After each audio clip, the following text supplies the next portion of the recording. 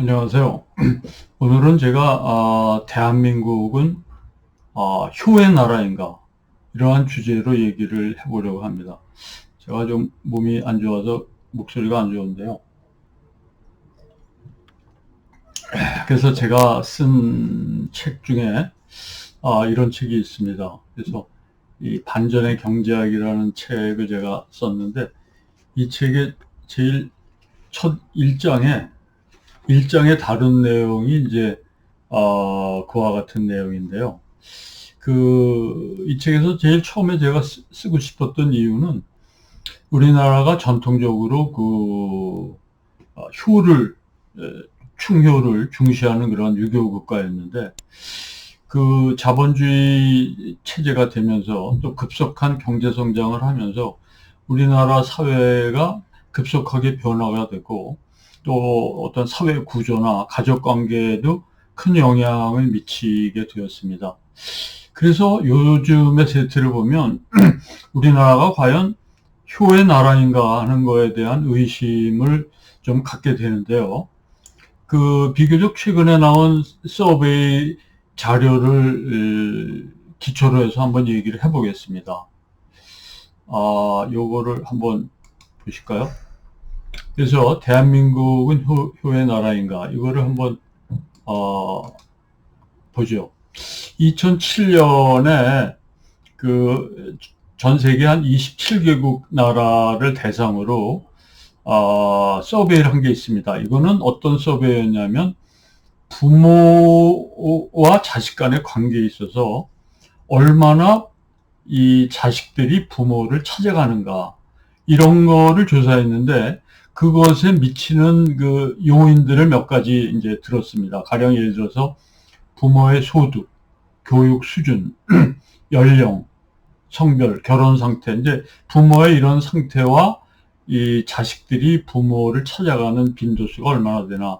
요걸 굳이 이제 어떤 함수형으로 쓰면, 이제 parents visiting 그 frequency, 그 방문 횟수가 어떤 이 함수로 보면 소득, 교육, 에이지, 그다음에 이 성별, 그다음에 결혼 상태 이런 요인들이 어떻게 영향을 주는지를 분석한 건데요. 제일 중요한 거는 여기서 소득이겠죠. 소득이 어떤 영향을 주는가. 다른 변수들은 그렇게 크게 영향을 주지는 않았던 것 같습니다. 그래서 조사 대상 27개국 가운데 한국이 유일하게 significant positive correlation. 그러니까 방문 횟수와 이 소득, 부모의 소득이나 재산의 이 정도가 아주 정적인, 그러니까 이 정의 관계, 그러니까 부모의 소득이 크면 방문 횟수가 늘어나는 이런 아주 significant한 그런 이 결과를 보였다라고 하는 겁니다. 그래서 어떻게 보면 우리나라 효라고 하는 거가 배금주의에 입각한 그런 효 사상이 아닌가. 그러니까 부모가 부자일수록 자녀가 방문을 더 자주 하는 것이죠. 여기에 의하면 부모 소득이 1%가 증가하면 일주일에 1회 이상 방문하는 대면 가능성이 2배나 더 늘어난다라고 하는 것입니다.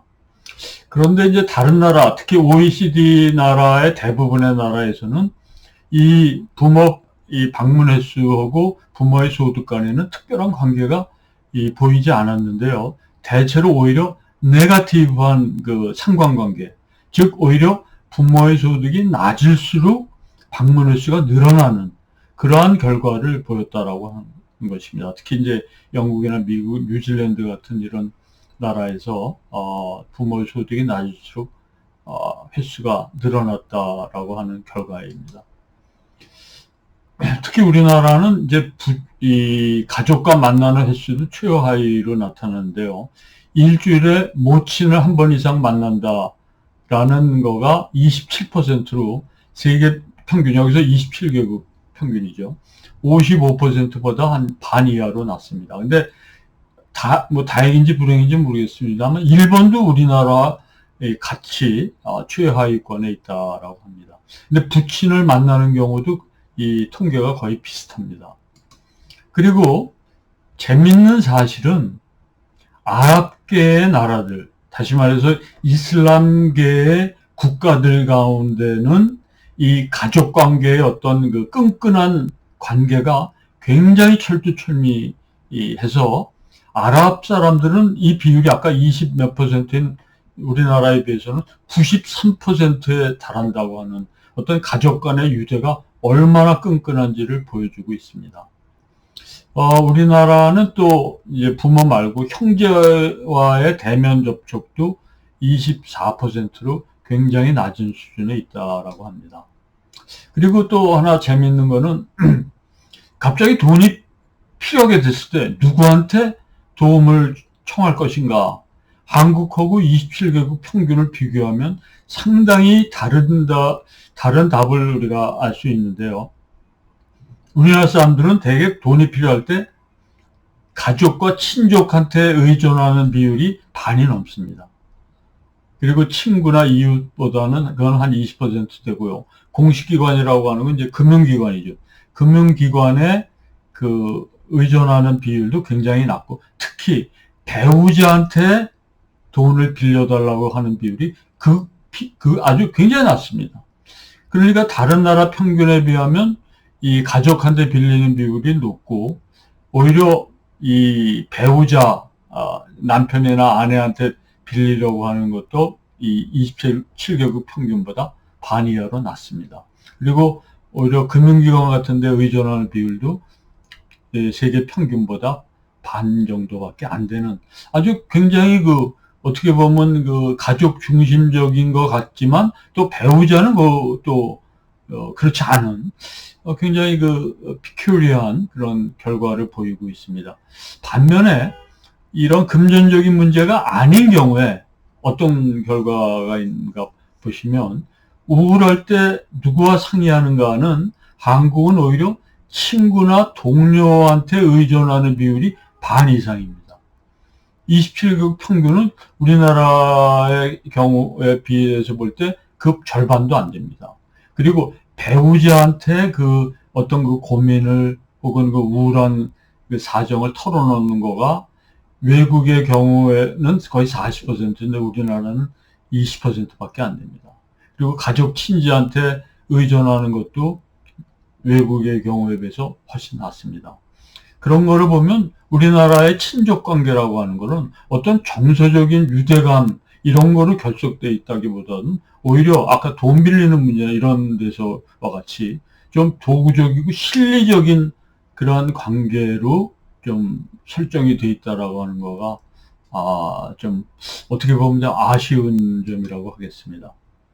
그러면 우리나라가 이렇게 이 자식들이 이 돈 때문에 부모를 찾아가고, 이래서 우리나라 이 부모들 간에 요새 유머 중에 하나가, 돈이 있어야 자식이 오니까 올 때마다 100만 원씩 주면 자식들이 꼭 일주일에 한 번씩 오더라, 뭐 이런 우스갯농담도 있는데, 이거는 어떻게 보면 셰익스피어의 비극이었던 킹 리어 왕의 이야기에서 보면 결국은 자식들한테, 딸들한테 미리 상속을 해주니까 결국은 버림받더라.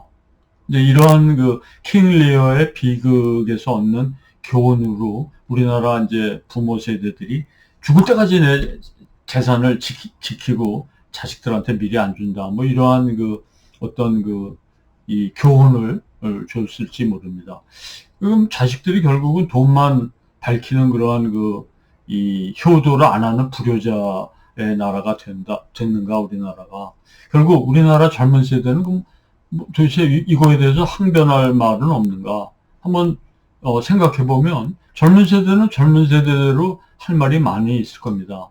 우선 젊은 세대의 어떤 암울한 미래에 대해서 기대할 수 있는 게 별로 없다라고 하는 것이 일단은 큰 문제겠죠.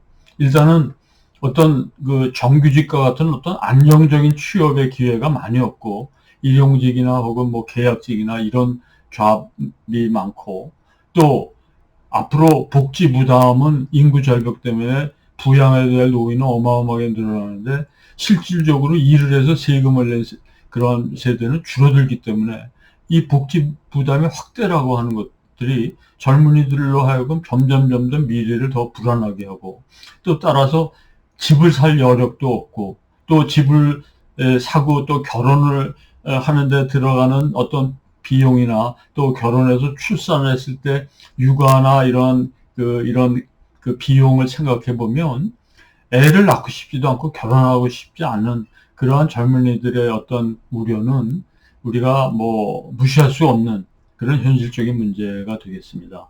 따라서 이러한 그 암울한 미래를 갖고 있는 그 세대한테 어떤 유교적인 이 어떤 효를 강요한다라고 하는 것은 굉장히 어려운 일일 것 같습니다.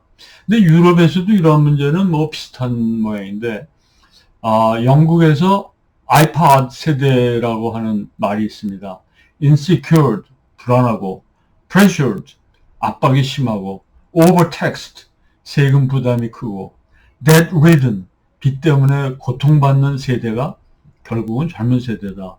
이런 풍자와 같은 이런 말들이 유행하는 걸 보면 유럽에서도 이러한 그 세대 간의 갈등은 피할 수 없는 전 세계적인 현상이라고 보여집니다. 결국은 보면 2차 대전 이후에 경제가 전 세계적으로 이제 좋아지면서 애를 많이 낳았던 그 베이비 부머 세대는 비교적 직장도 안정적으로 얻고 또 노후에 연금도 안정적으로 받고 또 복지적인 혜택도 누리고 이러한 세대였는데 반해서 그 자녀 세대는 조금 전에 말씀드린 것처럼 암울한 고용 전망과 함께 빚더미에 이제 앉을 우리가 어떤 높은 연금과 복지 혜택을 노후 세대한테 줌으로써 그 빚을 떠안는 이 젊은 세대는 그러한 것을 유산으로 받기 때문에 오히려 베이비 루저가 되는 셈이 되었습니다. 결국 베이비 부머가 결국 베이비 루저를 낳는 셈이 되죠. 그렇기 때문에 이러한 세대 간의 갈등은 우리나라뿐만이 아니라 전 세계적으로 이제 큰 이슈가 되고 있는데 얼마 전에 프랑스 대학생 단체에서 우리는 당신들의 빚, 이때는 당신은 부모죠. 부모의 빚을 갚지 않겠다라고 하는 청원서를 돌리기도 했다는 이야기를 들었습니다. 그래서 결국은 이러한 그 유럽의 세대 간의 갈등은 어떻게 비유를 하고 있냐면 언론에서 1차 대전 이후에 패전한 독일을 대상으로 해서 벨사유 강화 조약을 통해서 어마어마한 배상금을 연합군 측이 요구하게 됩니다. 독일이 감당할 수 없는 그런 빚더미를 떠안겨 준 셈이죠. 그렇기 때문에 독일은 그 이후에 어떻게 됐냐면은 이 경제가 완전히 파탄 상태로 가고 그거를 메꾸기 위해서 어마어마한 화폐 발행을 하게 됩니다. 그래서 그 화폐 발행이 결국은 하이퍼 인플레이션을 유발해 갖고 돈을 구루마를 지고 가서도 우표 한 장 살 수밖에 없는 그러한 지경에 이르는 어마어마한 이 국가 재정이 파탄나고 민생이 파탄되는 그러한 결과가 결국은 나치라고 하는 전체주의 어떤 정권을 탄생시키고 그것이 2차 대전으로 가게 되었다라고 하는 거죠. 그래서 결국 이러한 지금의 이 노령 세대와 지금 젊은 세대 간의 이러한 세대 간의 불평등, 어떤 격차가 낳는 그러한 갈등은 어떻게 보면 이러한 1차 대전에 독일에 매긴 그러한 빚더미와 같은 그러한 폭탄을 젊은 세대한테 주고 있기 때문에 그것이 앞으로의 어떤 세대 간의 갈등을 완화시켜야 될 어떤 굉장히 중요한 문제를 우리 사회가 안고 있는 거라고 할 수 있겠습니다. 오늘은 이것으로 마치겠습니다. 감사합니다.